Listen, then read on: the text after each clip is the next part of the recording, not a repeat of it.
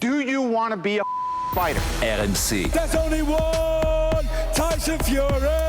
Fighters Club. I'd like to take this chance to apologize to absolutely nobody. Bon, salut à tous et à toutes. On est là pour un RMC Fighter Club un peu spécial avec seulement 2 des 4 mousquetaires habituels. Donc Jonathan McCardy qui est là avec nous. Salut John. Salut les gars, salut. Donc une petite pensée pour Thomas Adesson et Brahim Asloum, nos deux compères habituels qui ne peuvent pas être avec nous aujourd'hui mais qu'on embrasse fort.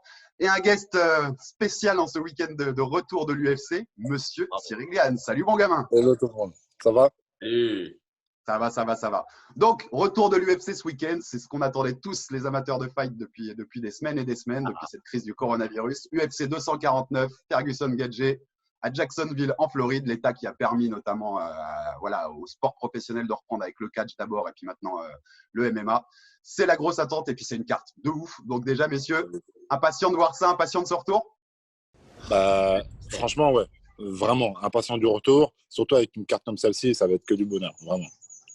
En fait, Dana White avait promis que lorsqu'il reviendrait, la carte serait chargée de haut en bas. Ouais. Effectivement, là, tu regardes, du premier combat de la soirée jusqu'au dernier, on n'a que des très gros combats et surtout, alors il y a des noms importants. Il y a Justin Gaethje, il y a Tony Ferguson, il y a Henry Cejudo, il y a Dominic Cruz, il y a Francis qui est sur la carte aussi, il y a Donald Cerrone, il y a Anthony Pettis. Bref, il y a beaucoup de noms connus, mais surtout, il y a beaucoup de combattants qui sont excitants à voir combattre. C'est pas des combats, tu vois, c'est que des combats qui donnent envie. Et je pense qu'il a fait exprès, justement. C'est-à-dire qu'au lieu de prendre juste des tops et des choses comme ça, il a été chercher plutôt les personnes qui sont spectaculaires et qui vont donner du show. Et ça, pour le coup, ça va attirer beaucoup de monde. Ouais. Il y a un combat en particulier que tu as envie de voir, Cyril? Forcément, par rapport à ma catégorie, celle qui m'intéresse le plus, c'est celle des poids lourds. Donc, surtout que je ne sais absolument pas comment ça va se passer. Je pense que notre Francis va pouvoir gérer ça, mais j'ai vraiment un gros point d'interrogation de comment va se dérouler le combat. Mais je vois quand même Francis victorieux. Et puis comment seront les fighters après aussi toutes ces semaines qui n'ont pas été faciles au niveau de l'activité? Ça va être assez intéressant à voir. Avant de revenir sur la carte complète, on va déjà faire un point. On en parlait un peu avant de commencer cet enregistrement. Est-ce que vous attendiez, malgré les déclarations d'Dana White, est-ce que l'UFC arrive à revenir aussi vite? C'est le premier vrai gros sport qui va reprendre là ce samedi. C'est le premier vrai gros truc qui va reprendre. Ouais, c'est le premier vrai gros sport et ça, justement, ça fait de la belle promo pour notre sport. Franchement, pour ça, je suis vraiment heureux pour ça. C'est-à-dire que quand tu as la NBA, la NFL, tous les gros sports, baseball, etc., qui sont out, qui ont fini leur saison, eh bien, nous, on recommence et ça, c'est un bon coup de pub pour nous. Donc, j'espère que ça va nous aider aussi, nous, les combattants, à avoir plus de visibilité, etc. Et non, je ne m'y attendais pas. C'est-à-dire, tant que l'événement ne s'est pas fait, en fait, j'ai encore un petit point d'interrogation. Tu sais, il n'y a pas trop d'infos, etc. C'est marrant. Donc, on verra samedi, mais j'ai hâte. Moi, je m'attendais même à ce que ce soit peut-être plus rapide parce qu'on rappelle que la carte devait avoir lieu déjà au mois d'avril, que l'État que Disney, donc, qui possède ESPN, qui est donc le diffuseur de l'UFC, a demandé à Dana White de se calmer. Mais je pensais vraiment qu'il allait arriver à faire la carte là, avant, il y a 2-3 semaines. Oui. Après, Dana White, il n'aurait pas été fin mars. Dana White, il aurait fait des fights fin mars. Il n'y avait rien qui l'arrêtait. Là, on va avoir un programme de malade mental. Il va avoir 3 cartes en l'espace d'une semaine. Et surtout, je pense à tous les combattants qui ont la chance d'être sur ces cartes-là. L'exposition médiatique qu'ils vont avoir. Énorme. Ça va être diffusé sur ESPN normal. Il me semble même la carte préliminaire. Donc, ça va être vu par des millions d'Américains, par des millions de gens en manque de sport sur ESPN, qui est quand même la grosse chaîne. Voilà, c'est une grosse machine. Donc, je pense que c'est très bien. Et si, je pense que tu vas vouloir en parler, Alex, après, mais s'il arrive à faire cette Fight Island, c'est-à-dire une île dans des eaux internationales pour ne pas avoir de problème de douane, emmener des combattants internationaux, j'espère que Cyril en sera, parce que ça peut être un coup de boost énorme. On allait en parler. Cyril, s'il fait sa Fight Island, s'il fait son île privatisée pour emmener les combattants, tu rappelles ce que c'est, Alex, peut-être Pour ceux qui n'ont pas vu passer, Alex, rappelle ce que c'est.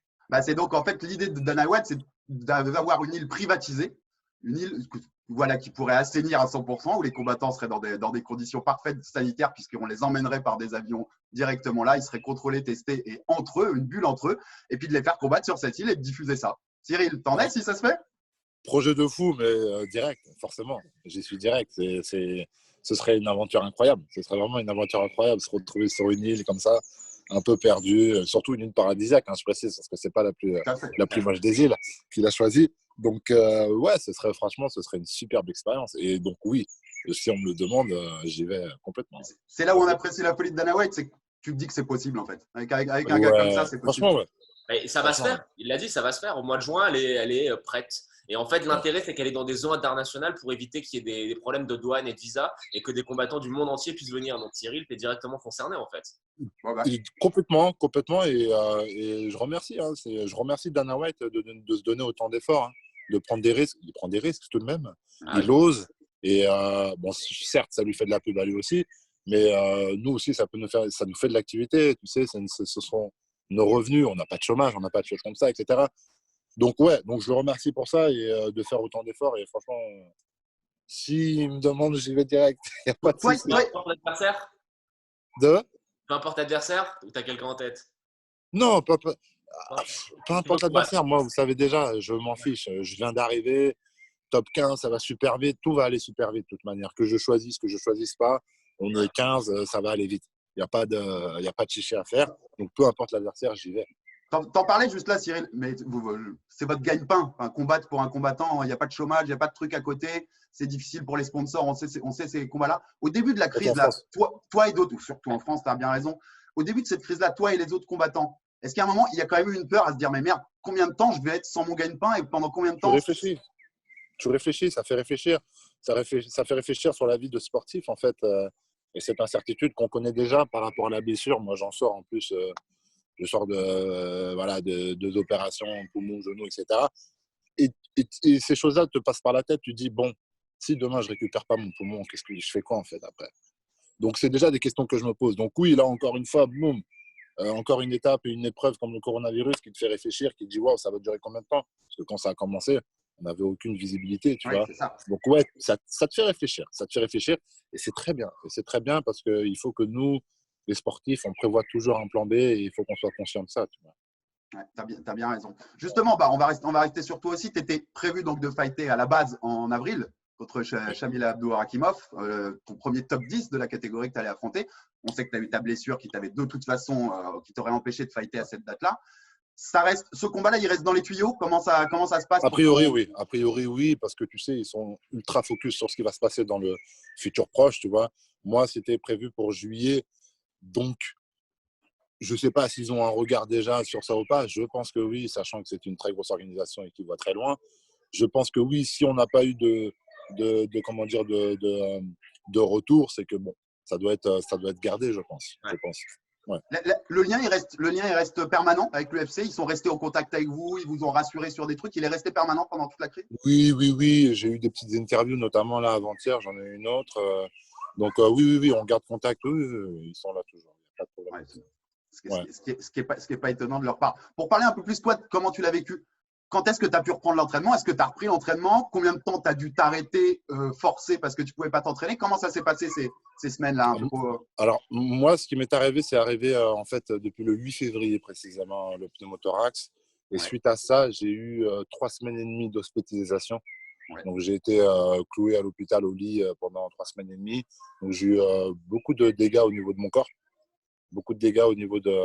En fait, j'ai eu un pneumothorax, mais ce qui m'a cloué au lit, ce n'est pas le pneumothorax, c'est que derrière ça, ils m'ont fait une deuxième opération après la première, la basique, parce que c'était la deuxième fois que ça arrivait. Et en fait, c'est une opération qui font… la première fois, c'est ça? C'est ça. Et ils m'ont fait une deuxième opération pour empêcher la récidive. C'est ce qu'ils font aussi aux pilotes de l'air, etc. Donc, c'est 100% de chance, enfin 0% de chance justement que ça revienne. Okay. Seulement, pendant cette opération-là, j'ai eu des infections. Malheureusement, on sait très bien dans les hôpitaux, on attrape des conneries quand on a des grosses opérations. Et j'en ai pas eu qu'une seule, j'en ai eu 3, en fait, si tu veux. Donc, ça m'a tué. Et même moralement, c'était compliqué, tu vois. Parce que je me disais, merde, à chaque jour, il me disait, on a encore un autre germe infectieux, désolé, on a encore… Je vais rester là combien de temps, tu vois? Est-ce que je vais récupérer mon poumon? Tu te dis, et dans quel état le poumon? Malgré ça, j'ai fait 3 semaines et demie de grosses séances antibiotiques. Je suis rentré chez moi au bout de 3 semaines et demie. J'ai continué les traitements intraveineux. Il y avait une infirmière qui venait toutes les 6 heures parce que c'était un traitement assez lourd. Et ça a duré un petit temps comme ça. Ensuite, je suis passé aux comprimés. Ça a continué encore 1 mois avec les comprimés. C'est à partir de là où… Ah ouais. Ouais, longtemps après. C'était fin… Là, je crois que c'est les derniers jours de mars. J'ai recommencé à faire un peu de sport, de pompe, des choses comme ça. Et très vite, j'ai repris mon poids parce que j'avais perdu beaucoup de poids. J'avais perdu presque 10 kilos. À l'entrée, j'étais à 112. Je suis descendu à 103 kilos à l'hôpital. alité, fonte Ouais. musculaire, tu manges déjà, c'est pas ouf. Et en plus de ça, les antibiotiques font que tu n'absorbes aucune protéine, rien du tout. Donc, mais voilà, on est retourné à 110 kilos là, avec un peu de sport en un mois. Je me sens super bien et j'ai repris du cardio et vraiment bien. Maintenant, il faut que je retravaille pour le remonter, mais je me sens super bien maintenant. Et donc, pour finir là-dessus, là, tu t'entraînes maintenant. Tu t'entraînes à peu près. Ah, je normalement. m'entraîne. Ouais. Là, je suis un programme qu'on devait faire déjà depuis janvier-avril, qui était un programme force pour essayer de prendre un peu de masse, pour essayer de prendre un peu de poids encore un petit peu, avoir une bonne shape à 112 kilos, mais affûté, tu vois, c'était le but. Donc là, il y a encore un petit peu de temps. Donc là, on est sur ça avec un peu de cardio à côté et tout. Ouais. Tu seras prêt s'il faut fighter en juillet, quoi. Oui, non, mais moi, je suis toujours prêt, de toute manière. Tu m'appelles demain, je suis prêt. Il y a pas de... Au Canada, tu gagnes de la ceinture, tu avais déjà le poumon perforé, non, en plus? Poumon perforé, orteil, gros orteil luxé, donc j'avais qu'un appui. Enfin, La base. D'accord. et j'ai pas peur parce que je me dis, il y a le cerveau aussi qui est là pour t'aider Ah oui. à combattre et c'est très important en fait. À gérer les situations comme ça, savoir gérer, économiser. C'est mon style de combat, hein, faire des fins, jouer, voilà. C'est pour ça que les gens m'appellent demain, j'y vais. Hein. Allez, bon, parlant de combat, c'est un petit focus donc sur cette UFC de demain soir, sur l'actu qui nous réunit aussi aujourd'hui. Donc la main card, pour vous la rappeler, hein, pour faire saliver tous nos amateurs de combat qui nous regardent. Tony Ferguson, Justin Gaethje, titre intérimaire en jeu. Henry Cejudo, Dominick Cruz, avec le retour de Dominick Cruz 3 ans et demi plus tard. Oui. Francis Ngannou, Jairzinho Rozenstruik chez les lourds, qui intéresse bien notre Cyril Bongamin. Et c'est dommage d'ailleurs qu'il n'y ait pas de ceinture intermédiaire pour celle-ci d'ailleurs. Ouais, Aussi, ouais. tout à fait. Ça aurait été carrément une bonne idée. Jeremy Stephens contre Calvin Kattar et Greg Hardy contre Yorgan de Castro. C'est une carte qui fait saliver, John. Tout donne envie. Peut-être que le Greg Hardy, Yorgan de Castro, pour être un petit peu de tassion, je l'aurais mis en prélim et j'aurais pris, je sais pas, un autre combat. Je l'aurais changé avec un autre combat. Mais non, la carte, elle est géniale. Moi, je suis très franchement. Donc, on fait comment? On va faire combat par combat. On fait combat par combat sur les trois gros de la carte. Ouais. On peut commencer par le main. Ferguson Gaethje. Bon, on est déçus. On voulait voir Ferguson Khabib. C'est le combat. Tu as l'impression qu'il est maudit là. Ça y est, c'est bon. La prochaine fois qu'il organise, qu'est-ce qui se passe? Là, il y a le coronavirus. La prochaine fois, il y a une bombe nucléaire. Donc voilà. Bon. Après, c'est remplacé par Justin Gaethje, qui est le combattant le plus excitant à voir du roster de l'UFC. Le mec, c'est un psychopathe dans la cage. Moi, je trouve qu'il a tout pour emmerder Tony Ferguson, surtout depuis 2-3 combats, tu vois, tous les petits défauts qu'on lui reprochait, notamment lors de sa défaite face à Eddie Alvarez ou Dustin Poirier, tu sais, qu'il arrivait, qu'il réfléchissait justement, Cyril t'en parlait, qu'il réfléchissait peut-être pas assez. Moi, je trouve que depuis 2-3 combats, on a vu qu'il était bien plus calculé, il fonçait moins tête, tu vois, la tête baissée, à se prendre beaucoup trop de coups inutiles. Mais la seule chose qu'on peut vous dire, c'est que, les amis, il faut le regarder, parce qu'il n'y a aucune chance que ça déçoive. C'est ça qui est beau, c'est qu'ils ont quand même réussi à faire un combat qu'on attend et qui va être chambé, alors qu'on aurait pu être légitimement déçu de ne pas voir Ferguson Khabib. C'est la 5e fois qu'on nous prive de cette folie annoncée. On aurait pu être déçu et en fait, la déception, elle est quand même limitée par ça. Franchement, ouais, on aurait pu être déçu. On l'est quand même un petit peu parce que, comme on dit, c'est moult fois, ça fait que de se repousser. Mais franchement, je suis pas déçu de ce combat-là. Franchement, ça va être, comme on dit, je pense que pour le coup, il y a certains combats, notamment, je pense là à Ned Diaz et à Masvidal, où là, j'ai été pour le coup déçu. Pourtant, je m'attendais quand même à un combat assez explosif. Et là, pour le coup, j'ai moins de crainte. Je sens, il y a 0% de chance d'être déçu. Ce sera sûrement la bagarre, ça c'est certain. John, Justin Gaethje doit faire quoi pour inquiéter cet ovni qu'est Tony Ferguson dans la cage? Déjà, Justin Gaethje, on rappelle un 7 bonus en 6 combats. Ça place le bonhomme. Ça veut dire qu'à chaque fois qu'il est dans la cage, il y a quelque chose qui se passe. Je pense que c'est assez simple. Tony Ferguson, faut surtout. Alors, on sait que Justin Gaethje, je pense qu'il a peut-être un léger avantage en lutte, même s'il ne se sert jamais de sa lutte. Mais il faut à tout prix qu'il évite justement de se retrouver au sol dans la garde de Tony Ferguson, parce que je ne pense pas qu'il ait les aptitudes au sol pour se défendre de la garde très offensive de Ferguson. Ferguson, c'est pour ça qu'il est excitant, c'est qu'à chaque combat, vous remarquerez, il se fait toucher. Ouais. Il s'est fait toucher par Kevin Lee, il s'est fait toucher par Barboza. Et on sait que Gaethje, je pense que c'est lui qui a avec McGregor, c'est les deux qui ont le plus de puissance dans leur coup. Donc voilà, Gaethje, on sait, hein, il faut qu'il touche Ferguson. Ferguson est touchable et Gaethje a une puissance, il frappe comme un camion. Donc c'est sa chance, c'est vraiment de toucher Ferguson. Après, je pense, je ne sais pas ce que vous en pensez les gars, mais si ça dépasse les 2-3 rounds, avec le cardio, le côté psychopathe de Ferguson, que plus il y a du sang, plus il est à l'aise, je ne vois pas Gaethje arriver à gagner. Plus le temps passe et plus il est à l'aise en fait. Plus les barrières se cassent en fait. C'est quelque chose qui pourrait m'arriver aussi quand c'est un combat par la bagarre à un moment donné. Vas-y, bagarre, on se laisse aller en fait si tu veux. Ferguson est beaucoup comme ça. Ferguson a un point fort. Alors, il a un point faible aussi, tu l'as cité, il ne faut pas qu'il se fasse toucher parce que pour le coup, là, il a un gars en face qui peut vraiment toucher pour de vrai. Mais il ne faut même pas que ça dépasse le deuxième round pour moi parce que Ferguson a une marche avant du tonnerre. C'est une marche avant, en fait, tu ne comprends pas. Il débite tout le temps les coups. S'il est à distance de frappe, il y a un coup C'est un qui va animal. partir. C'est un animal. En haut, en bas. Tu essaies de lutter avec lui, il est déjà en train de t'attaquer les jambes. Donc, il est archi compliqué. Il est archi agressif. Donc, il va falloir qu'il soit prudent. Pour vous donner le niveau, pour ceux qui ne suivent pas toujours toute l'actu de l'UFC ou du MMA, pour vous donner le niveau d'animal un peu psychopathe de Ferguson, c'est quand même un mec qui, mi-avril, a fait le cut pour un combat qu'il n'a pas fait parce qu'il n'a pas été organisé, mais qui a quand même fait son cut et qui a perdu son poids pour être au poids le jour du combat. Voilà. Non, il est fou. Il est très discipliné, il est fou, il est très déterminé. Ouais, il y a une autre chose qui, pour moi, est un point d'attention pour Tony. Justin Gaethje, il a déjà mis des adversaires KO sur des low kicks. Hein. Et on sait que voilà, Tony a eu des opérations au genou. Je me rappelle notamment du combat contre Anthony Pettis, où Pettis, sur 2-3 low kicks, il le touche. Il n'est pas bien. Dès le début, ouais. On passe au deuxième combat, messieurs, le co-main. Yes. Henry Cejudo, Triple C, contre Dominick Cruz, retour de Dominick Cruz. C'était marrant parce que John, souviens-toi, quand c'était prévu donc Cejudo défendre sa ceinture contre José Aldo, on avait eu un petit débat dans le Fighter Club pour dire est-ce que José méritait ou pas. C'était au Brésil, donc on avait compris pourquoi l'UFC voulait faire ça. Finalement, c'est Dominick Cruz, puisque José Aldo est coincé au Brésil. Eh ben moi, je suis presque plus excité par ça, quoi. 3 ans et demi après, Dominick Cruz qui est là, j'ai envie de voir ça, quoi. Mais Dominick Cruz, de toute manière, à chaque fois qu'il combat, tu as envie de le voir. Alors peut-être que c'est pas un style toujours très excitant. C'est pas le genre. Il a 2-3 KO max dans toute sa carrière.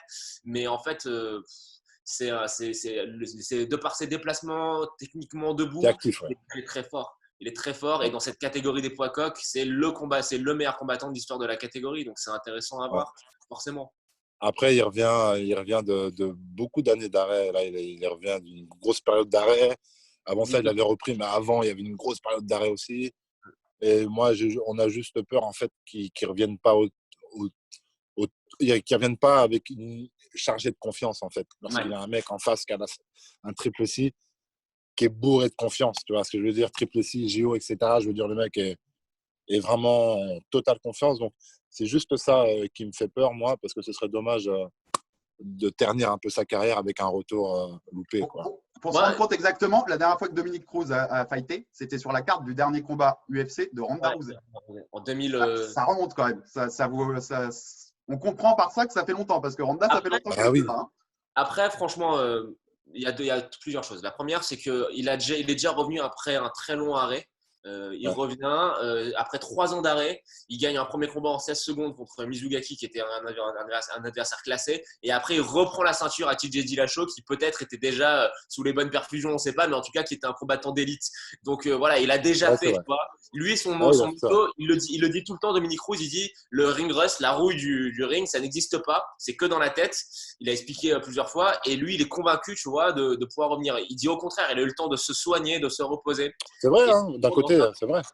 Et la deuxième chose, c'est que Cejudo, pour moi, oui, il est très impressionnant, médaillé d'or olympique, champion des mouches, champion des coqs, mais il n'a jamais rencontré un technicien comme Dominick Cruz qui en plus aura un très fort avantage d'allonge. Et moi, Dominick Cruz, pour les gens qui ne l'ont pas vu combattre et qui connaîtraient peut-être Cyril, il me fait un peu penser à toi, mais en poids coq, quoi. Tu sais, dans sa fluidité de mouvement, dans sa capacité à avoir des angles de frappe très bizarres. Etc. C'est ça, c'est très dur de se préparer. Il est très dur à gérer. Très dur de se préparer pour Cruz. Et Cejudo, pour en parler d'ailleurs, Cejudo, on a vu il y a quelques jours qu'il a annoncé qu'il voulait défier, après ce combat-là, s'il gagne, Alexander Volkanovski pour une 3e ceinture dans une 3e catégorie. Ce sera peut-être la limite. Ce sera peut-être sa limite là quand même. Hein. L'occasion fait le larron. Pourquoi il dit ça, à mon avis? C'est simplement parce que Volkan, d'une part, pour faire parler, parce qu'il est insupportable, c'est Rudo, c'est un petit peu sa manière de se vendre. Et aussi parce que Volkanovski est très petit. Est très, très petit. Je pense que si le champion des plumes, c'était Max Holloway, il penserait même pas. Il serait un peu plus sur la garde. Comment on le classe? T'en parlais là, Cerudo. C'est quand même impressionnant tout ce qu'il a fait dans sa carrière. Cyril sera d'accord. De toute façon, médaille d'or olympique, champion en 2KT. Mais il n'a pas non plus ce gros combat encore ou ce gros truc qui nous fait dire il est dans la catégorie des très très bons. Comment on le classe, Cerudo? Comment on le classe aujourd'hui? Bon, déjà, il a une énorme lutte, en fait, si tu veux. Donc ça, c'est indéniable. Mais c'est vrai qu'il a franchi les caps. Mais il les a pas franchis haut la main, j'ai l'impression. Donc, c'est pour ça qu'il a pas. Il a marqué les esprits parce qu'il a les titres quand même. Ouais. Mais je pense qu'il n'y a pas eu encore des événements qui ont fait que c'est un mec comme ça, tu vois. Mais ça peut arriver, hein, déjà, ne serait-ce que ce combat-là. Déjà, après, il y a des combattants qui sont comme ça aussi. Hein. Mais là, s'il combat et qu'il gagne, il aura prouvé encore une fois, tu vois, quand même qu'il est là, quoi. Le combat le plus impressionnant qu'il a pour moi, c'est son dernier contre Moraes. Un vrai poids coq qui est très dangereux. Il se fait laminer au premier round, il fait des ajustements, il le termine au troisième. Parce que c'est vrai, quand il prend la ceinture des poids mouches, il y a beaucoup de gens qui pensent qu'il n'a pas gagné le combat, quoi. Tu vois, ça va à la décision. La décision est super bizarre. Ouais, c'est ça en fait. Il n'a pas marqué les esprits. Ouais, il n'a pas mis le tampon, quoi. Il met KO Dillashaw, ok, mais Dillashaw qui était descendu de catégorie avec tout ce que ça implique, tu sais, en termes de coupe de poids, d'être totalement drainé, d'avoir le cerveau à l'envers parce que tu as coupé je sais pas combien de litres d'eau. Donc voilà, pour moi, c'est le combat contre Moraes. J'étais impressionné. Et là, vraiment, par contre, si bat Cruz, oui, ça voudrait dire quelque chose parce que Dominick Cruz, c'est le plus grand poids coq de l'histoire du MMA. Ah ouais, là il aura quand même une victoire qui compte aussi sur le palmarès, clairement. On passe au troisième, messieurs, parce qu'on a un deuxième invité de prestige qui nous attend juste derrière toi, Cyril, un champion du monde de boxe, Nordine Oubaali, pour tout vous dire, qui va arriver dans 2 minutes avec nous. Ce dernier combat là, de l'UFC 249, ce dernier combat sur lequel on fait un focus, donc Francis Ngannou contre Jairzinho Rozenstruik. Qu'est-ce que tu en penses, Cyril? Comment tu vois? Ça aurait carrément pu mériter une ceinture intérimaire, vu ce qui se passe avec Stipe Miocic et avec DC en haut. Comment tu le vois, ce combat? Le problème, c'est que Jairzinho ne la mériterait pas. Mais... Je disais, le problème de la ceinture intérimaire, c'est que Francis le mérite, mais son adversaire, je suis pas sûr. Mais j'ai l'impression qu'ils ont envie de changer leur politique, hein, l'UFC. J'ai l'impression qu'ils ont envie de valoriser aussi les mecs qui donnent du show, quoi, qui donnent du spectacle. Alors, c'est vrai qu'il n'a pas forcément donné un grand combat contre Overeem. Bon, il a eu un bon finish. Mais qu'est-ce que je pense de ce combat-là? Je pense que Francis, à la fin, gagnera. Malgré tout, il faut faire attention quand même à Jairzinho parce qu'il a prouvé qu'il avait quelque chose dans les poings qui est inexplicable. Pour moi, il a mis des KO d'OVNI. Je ne comprends pas comment il met ses KO, en fait. Je n'arrive pas à comprendre physiquement, scientifiquement, comment il arrive à coucher les gars sur des placements comme il a eu. Donc, grosse inquiétude sur ça, mais globalement, Francis gagnera ce combat-là haut la main, je pense. Est-ce qu'on n'a pas peur d'un combat où tu as deux mecs qui ont tellement de puissance, qui ont peur de se toucher et que ça fasse un peu comme… Ouais. Forcément, moi, j'ai beaucoup peur de ça. Je pense qu'on a une chance sur 2 pour avoir un combat comme celui-ci. Mais je vois, on en parlait avec Lopez aussi, peut-être bien que Francis ira chercher aussi le sol pour un ground and pound. Parce qu'en termes de lutte, Jairzinho, il n'a pas des superbes réflexes et au sol, je pense qu'il en a encore des moins bons. Mais Francis, à son niveau, il a son expérience, on sous-estime, mais il a une très grande expérience et beaucoup d'apprentissage au sol. Et donc, ça peut être une deuxième solution, ça aussi. C'est aussi l'occasion de montrer des progrès au sol, parce qu'on sait qu'on l'a aussi beaucoup critiqué pour ça quand il a eu sa mauvaise période à l'UFC. C'est aussi l'occasion de montrer que s'il a progressé et les progrès qu'il a fait, quoi. Ouais, tout à fait. On donne qui? Donc, on donne Francis quand même, a priori. Oui. Et on n'a pas donné de pronos sur les autres, là. C'est vrai qu'on n'a pas donné de pronos. C'est vrai, on n'a pas donné de pronos. On va finir par ça, d'ailleurs. Mais on donne Francis pour celui-là? On est d'accord? Ouais. Moi, je donne Francis par… allez, je te suis, par ground and pound. Au deuxième round. Ne serait-ce qu'une projection un peu de Muay Thai, etc. Et ensuite, ça se finit peut-être au sol avec ground and pound. Okay. J'espère en tout cas. Francis KO au premier parce que j'ai envie de voir… ça me manque trop, j'ai envie de voir sa foudre. Ça me manque trop. Il est là pour ça. Il est là pour ça, exactement. Cerudo Cruz, les gars. Cerudo Cruz, on dit quoi? Bah toi, Alex, vas-y, commence. Cerudo quand même. Cerudo, à mon avis, décision. Ok. Cerudo, décision. Moi aussi. Moi, je donne Dominic Cruz pour une masterclass de 5 rounds, 49-46. C'est beau. C'est beau. Bah, Et franchement, le main. c'est carrément Vas-y. faisable en plus. Hein. Oui, c'est Il va non, le mais c'est prendre- faisable. Oui. Il va le maintenir Carrément à distance, il va danser toute la soirée. L'autre, C'est ça, c'est ça. il va devenir dingue, il va commencer à se jeter et Cruz va le piquer. C'est ça. Ça peut être complètement faisable. C'est fort, c'est possible, c'est possible. Et notre Ouais. main alors? Ah, Bah, main event, on va rester lucide et on va dire encore une 13e victoire d'affilée, c'est ça, non? ouais. 13e, ce serait. Ouais. Ce Comment serait une 13e victoire d'affilée. Le Comment? Sur une grosse marche avant. Ça va finir. C'est vrai qu'il y a 5 rounds quand même. Je ne sais pas si ça va aller jusqu'au bout. Mais voilà, je vois une grosse marche avant de Ferguson avec des gars abîmés. Et pourquoi pas encore se faire toucher, mais quand même gagner le combat à la décision, tu vois. Et toi, Alex? Je le donne à Ferguson, mais il le termine. Il le termine au 4e. Moi, je pense Ouais. que Ferguson le termine au 4e aussi, et je vais même vous dire comment. Je pense qu'à un moment, Gaethje aura la tête tuméfiée par les coups par tous les coups de coude de Ferguson, qui va tenter une amenée au sol et que Ferguson va sortir sa signature et va le finir avec un Dark-Choke. Et pour finir sur ce combat, là, une petite interview qu'on voyait de Justin Gaethje que j'ai vu juste avant d'enregistrer ça pour lire un peu des choses autour de ce combat, et qui disait, et j'aime sa lucidité là-dessus, il disait de toute façon, je sais pas comment ça va se passer, mais je sais un truc, c'est que je vais pas finir bien. Quoi qu'il arrive, même si je le bats, je vais pas finir bien. On sait quand on rentre dans la cage avec Tony. Vous avez Il est vu au ça? courant. Il a dit qu'il espérait que Tony lui casserait le nez pour que l'UFC lui repaye son nez. Il sait qu'il va prendre des coups, il s'en fout et ça, c'est bien. C'est bien. Ah, c'est Parce clair. que lui aussi, je pense qu'il va en mettre. Bon, bah, résumé de tout ça, c'est qu'on est tous devant l'écran samedi et on a hâte. Hein. Ah oui. Mais même les early prelim, Vicente Luque, moi, contre Nico Price, c'est un combat qu'il faut pas louper, quoi. Déjà. Je On va pense essayer de que sauver le bonheur. Là, c'est une fois où les prélims, on va les prendre vraiment tous avec grand plaisir. Ouais. Avec grand plaisir. On va accueillir Nordine, comme ça je fais un peu la passation, vous pourrez vous dire un petit coucou et puis on te laissera Cyril. Yes. On accueille notre champion du monde des coqs, Nordine Oubali, qui va rentrer normalement dans notre chat. On va espérer que tout marche bien au niveau fonctionnel. Il se connecte à l'audio, ça devrait être bon. Moi, j'avais pas vu mon petit message. Monsieur Nordine Oubali, Voilà. tu nous entends? Ah ouais, je t'entends bien. Ouais. Cool, au top. Nordine, donc avec Cyril Gann, le combattant UFC, pour une petite passation entre vous deux, entre les deux interviews. Enchanté. Enchanté. Ouais, voilà. Bah, Cyril, merci pour tout. Hein. Merci pour ta présence. Merci à vous. Merci Salut, à Cyril. vous. Et Et on puis se dit à à très vite. samedi, on se tient au courant. On se tient au courant et à très vite dans la cage. On a hâte de te revoir. Hein. Ouais, moi aussi, j'ai hâte. Parce Il y a une que, comme ceinture je à dis, aller je me chercher. suis... Hein.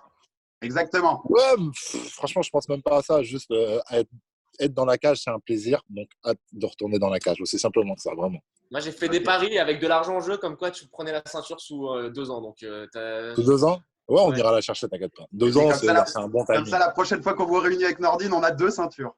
Ouais, c'est Au lieu de seulement les celle deux de ceintures les Nordine. plus prestigieuses, UFC et Nordine, qui a la ceinture la plus prestigieuse possible en boxe. Exactement. Exactement. Le prestige au top. Bah, merci Cyril. Merci pour ta présence. Hein. C'était cool. À plus tard, les gars. Salut. Ciao. Salut. Salut. Nordine, salut à toi. Coucou Nordine. Donc, notre champion du monde des coqs WBC, comme le rappelait John, qui est à la maison, hein, confiné comme tout le monde. Enfin, voilà.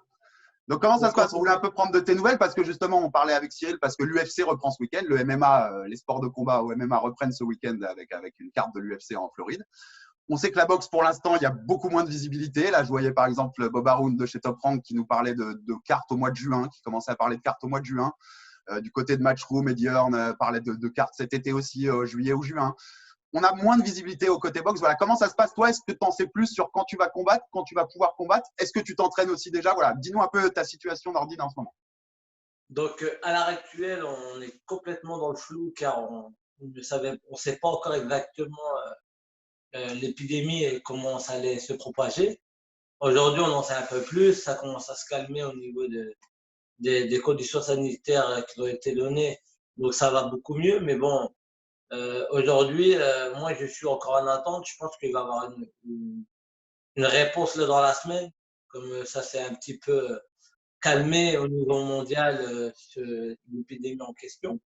Mais aujourd'hui, là, mon manager va me tenir informé, je pense, dans la semaine, d'après ce qu'il m'a dit. Et moi, aujourd'hui, ce que je fais, c'est je m'entretiens tout simplement, car on n'a pas accès aux salles, on n'a pas accès, même pour les sparring partners. Moi, de base, je vais partir en préparation, en camp d'entraînement à Marbella. Et là-bas aussi, ils ont fermé les Africa, espaces. ouais. Donc, c'est compliqué, même aussi pour appeler les sparring partners. On devait faire appel à des sparring qui ne pouvaient pas bouger du pays. Et même moi, si je veux bouger de la France, on n'a pas le droit à l'heure actuelle. Donc, aujourd'hui, c'est beaucoup de choses à prendre en compte et savoir quand le combat se fera. D'une part, c'est de savoir aussi, nous, en France, quand on pourra voyager. Là, à l'heure actuelle, on ne sait pas quand nous allons pouvoir voyager librement. Donc, techniquement, tu n'as plus été dans la salle depuis quand? Excuse-moi, John, je te laisserai la parole. Tu n'as plus été dans la salle depuis quand? Et depuis quand tu n'as plus mis les gants en vraie position ou en sparring? Depuis le début de l'épidémie, étant donné que les sparring, on ne peut pas les faire venir et aussi par rapport aussi aux conditions, on va s'entraîner où. Donc, on n'est pas là, c'est plus un travail d'entretien musculaire, cardiovasculaire. Mais après, on ne peut pas, même mon frère, je ne l'ai pas vu, car on n'a pas le droit de se déplacer. Il n'habite pas à côté de chez moi. Ouais. Donc là, c'était plus l'auto-entraînement pour reprendre les choses sérieuses à partir de là. Et ça va te prendre, à ton avis, en combien de temps tu rattrapes ça? En combien de temps tu retrouves ta forme où tu peux te dire, ça y est, je suis bon et je peux combattre, j'ai tout récupéré? Ça va mettre du temps? Non, ça n'a pas mis du temps. Je suis quelqu'un qui revient vite à son meilleur niveau. Et en même temps, le plus important, c'est le cardio. Donc, le cardio, je l'ai bien travaillé. Après, c'est la base de tout. Hein. C'est le cardio. Tu fais des camps de combien de temps avant tes combats? Environ 2 mois. 2 mois. Ouais, donc, tu auras cardio là 2 mois, on est bien. Quoi. On est bien. Entre 8 et 10 semaines. Alors, on rappelle que ce qui était prévu, Nordine, c'était que tu affrontes Nonito Donaire, qui était devenu le mandatory WBC, donc la légende philippine qui avait affronté Monayo Inoue l'année dernière dans un combat incroyable sur la carte sur laquelle tu étais et tu avais battu et affronté le frère Inoue au Japon. C'est toujours, quoi qu'il arrive, c'est toujours dans les plans. Ton prochain combat, c'est Nonito Donaire aux États-Unis comme c'était prévu? Évidemment, c'est Nonito Donaire. Après, aux États-Unis, on ne sait pas, étant donné que l'épidémie là-bas, elle s'est bien propagée. Le combat de base devait se faire au Barclays Center à New York. Et aujourd'hui, on sait que je ne pense pas que ça sera à New York. Donc, peut-être dans une autre ville aux États-Unis ou peut-être ailleurs dans le monde, car je vais boxer d'honneur, mais c'est pas impossible que je le boxe peut-être au Japon, car beaucoup de monde avait envie de me voir affronter d'honneur au Japon. Donc, peut-être que c'est une possibilité. Ouais. Pour toi, c'était un immense combat. On en avait parlé quand tu étais venu au Fighter Club. C'était un immense combat où tu allais être aussi bien mis en lumière sur cette carte-là, voilà, aux États-Unis. Il y a eu une frustration quand même quand tu t'es rendu compte. C'est pas pour tout de suite, ça? Évidemment, car on boxait en main event au Barclays Center.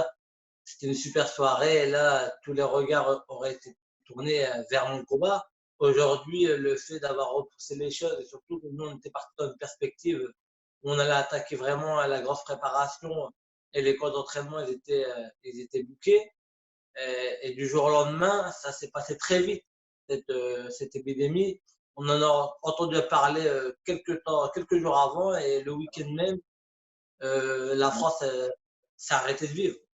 Et ça a été vraiment compliqué pour moi de se dire, j'étais parti dans un projet de boxer, je devais boxer là dans quelques jours, là j'aurais dû boxer dans les jours. Ouais. C'était le 16 juillet.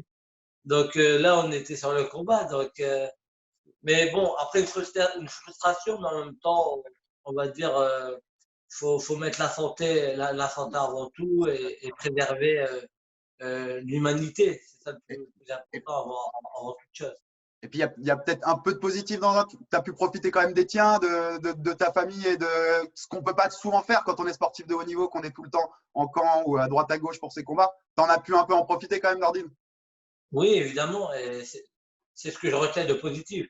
j'ai pu passer plus de temps avec ma femme, avec ma fille et d'être plus en famille. Et vraiment, ma fille m'a jamais autant vu ces 2 dernières années. Donc, parce que même quand je suis là en France, je suis beaucoup sur des rendez-vous, sur de l'entraînement.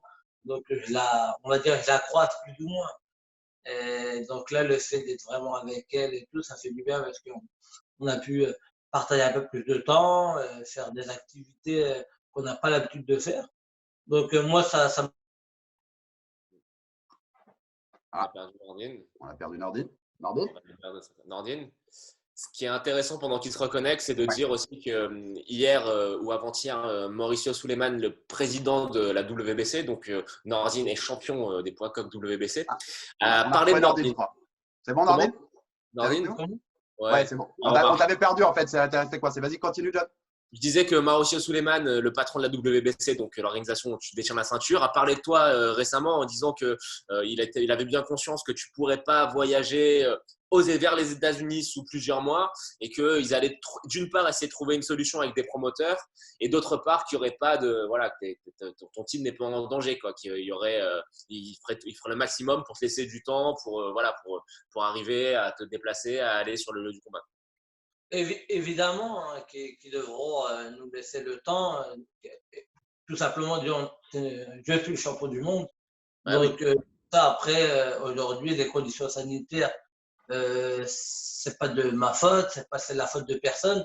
Donc après il faut s'adapter, donc on s'adaptera. Après évidemment il faudra que ce soit aussi bien ma team que la team à d'honneur qu'on ait le temps de se préparer, tout simplement pour offrir le meilleur des combats au public et aussi la boxe c'est pas un jeu, donc il faut bien se préparer avant de monter sur le ring. Bien sûr. Carrément même. Une petite dernière question, John, que tu as pour Nordine ou... Non. Bah moi, c'est pas une question, mais moi, mon pote, écoute, je te souhaite vraiment que la situation s'arrange très vite et que tu ailles vite taper d'honneur pour qu'on puisse vite avoir notre combat contre l'autre Inoue. Ah là, c'est Tout simplement. pour traîner, on va aller chercher la victoire. Et est-ce que ce serait pas, j'y pense comme ça, Nordine, mais on sait quand on t'a eu dans l'émission, on a souvent parlé de ce problème qui est inhérent à la boxe française où on a du mal à faire boxer nos champions chez nous parce qu'on n'a pas l'économie. Est-ce que finalement, cette crise pourrait pas, on a vu ce qu'a dit Suleiman, est-ce qu'il pourrait pas se dire à un moment, et si on le faisait boxer en France en fait, parce que c'est presque le plus simple? Ça serait bien, ça serait Ah ouais. même, Franchement, ça serait le top, hein. Ça serait le top. On signerait direct, mais bon. Après, pourquoi pas? Parce qu'aujourd'hui, tout est remis en cause. Ouais, c'est ça. Donc, en France, on n'est pas impacté comme aux États-Unis. Donc, et ça serait une belle chose de pouvoir faire un titre de champion du monde de WBC ici en France. Et je sais que voilà, la salle serait remplie car on a un vrai public. Les connaisseurs seront là. Donc, et puis, on a aussi des beaux boxeurs, notamment Soliman, Sissoko, on a Arsène Goulamerian, on peut même faire aussi boxer Tony Yoka. Donc, on a une belle génération. Où on a pas mal de boxeurs et même des boxeurs. Donc, aujourd'hui, on peut faire une belle fight card et surtout, on peut aussi remettre aussi les lettres de noblesse, du noble art. Tout à fait. Ça peut aussi être une occasion. Et comme tu dis, la génération est trop belle pour qu'on ne fasse pas des choses autour de ça quand ça va reprendre. Pour finir, juste, Nordine, donc tu reprends lundi, tu remets les gants lundi, tu peux remettre les gants dès lundi ou ça va encore attendre un peu? Parce qu'on sait que les salles de sport fermées, elles sont encore fermées, si j'ai bien compris les directives du gouvernement. Oui. Donc là, je vais faire un point avec mon staff parce qu'il y a eu des nouvelles mesures qui ont été données hier. Donc, savoir comment on va faire, avec qui, et essayer de faire au mieux. Et le principal, c'est surtout aussi de respecter les conditions. On ne va pas aller à l'encontre des conditions qui nous ont été données. Mais on va essayer de faire au mieux. Après, même s'il faut s'entraîner en plein air, on s'entraînera en plein air, mais on essaiera de faire ce qui est le plus juste et le mieux possible pour que ça après, parce qu'aujourd'hui, on n'a pas encore de date. Donc, ce qui serait bien, c'est qu'on ait une date, on sait où on va et combien de temps on a de temps pour se préparer et pour se mettre en condition. Dans l'idéal, tu aimerais boxer quand? Dernière question. Dans l'idéal, tu aimerais boxer quand si les conditions s'améliorent et si tout va dans le bon sens, là, tu aimerais boxer quand dans l'idéal? Dans l'idéal, ça serait bien de boxer pour juillet. Juillet, oui, ça serait bien. Mais bon, après, moi, j'avais entendu parler, beaucoup de choses vont se faire après cet été. Donc, on va voir parce que ça peut vite arriver, mais pas pour juillet, car c'est très, très probable et faisable. Allez, c'est important aussi, puis pour que les gens comprennent, c'est important aussi dans l'économie de la boxe que ça reprenne. Pour le coup, on voit l'UFC qui va reprendre lui ce week-end. J'ai pas mal parlé avec, donc une pensée pour lui avec Brahim Asloum, un de nos 4 mousquetaires du Fighter Club, qui peut pas être avec nous aujourd'hui, mais qui est directement impacté lui avec sa société de promotion et qui me disait si ça repart pas vite, on va très vite être en galère, hein, on va très vite être dans des situations difficiles et même des promoteurs qui vont devoir mettre la clé sous la porte sans doute dans plein de pays. Donc il faut que ça reparte aussi pour la boxe comme pour les autres secteurs de l'économie. Exactement, la boxe elle a besoin que ces boxeurs boxent, aussi bien pour les organisateurs. Après, il faut surtout pas oublier les boxeurs. Surtout les boxeurs, quand tu es boxeur, tu n'as pas de sécurité, tu n'as pas eu d'aide de l'État, tu n'as rien de tout ça. Donc après, tu as des frais à payer tous les mois, tu as ton loyer, tu as une vie. Donc c'est très compliqué. Donc on est obligé de boxer car c'est notre travail. Quand tu es boxeur professionnel, c'est ton travail et tu n'as pas d'indemnisation particulière alors que d'autres secteurs ont eu des indemnités. Et nous, pour les sportifs et tout ça, on n'a pas eu spécialement d'aide. Enfin, on n'a pas eu d'aide tout simplement. Et je trouve ça dommage. Bien sûr. Et puis, c'est pas le football. Hein. On sait tous, hein, l'économie de la boxe, c'est pas les grands sports non plus. C'est plus compliqué. Donc, même s'il y a de l'argent, c'est plus compliqué. Et pas avoir d'aide, ça peut vite tourner dans des mauvaises situations. Ben, merci Nordine. Merci de ta présence. Hein. Merci de nous avoir fait un petit coucou. Et puis, on se tiendra au courant. On reste au contact. Et puis, on attend impatiemment cette date et de te voir contre Nonito dans le ring pour voir que la nouvelle génération est meilleure que l'ancienne. Que tu leur prouves une nouvelle fois. Merci, c'est gentil. Et à ton frère aussi. Hein.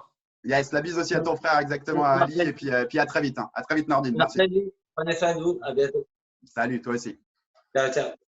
Bon, ben, on va conclure ce Fighter Club spécial, mon John. Bah oui. Mais spécial, mais sympa. On a eu du beau monde. On a eu du beau monde. Que ça reprenne. Et on a hâte d'être à samedi pour voir enfin du sport à la télé, quoi. Ouais, c'est clair. Et ensuite, ça va revenir très vite. Donc, on espère que voilà, les cartes vont s'enchaîner. Il y a 3 cartes prévues là dans la semaine. On sera de retour avec vous. On ne vous dit pas pour l'instant, mais on va essayer d'être de retour et d'être présent pour suivre un peu cette actualité des sports de combat qui reprend. Et puis, on espère que la boxe aussi suivra dans les semaines à venir. Exactement. Surtout que là, pour le coup, à cause du coronavirus, j'ai l'impression que Billy Joe Saunders, Canelo, ça va tomber un petit peu à l'eau, quoi. Ça pourrait, ton petit kiff pourrait tomber à l'eau, en effet. Ouais. Ça pourrait. Bon, eh ben, messieurs, dames, merci d'avoir été là avec nous. C'était un plaisir. Et puis, on se refait ça très vite, on vous dit. Et bonne UFC 249 samedi. Il va y avoir du sport. Exactement. Salut les mecs. Salut à tous. Salut à tous.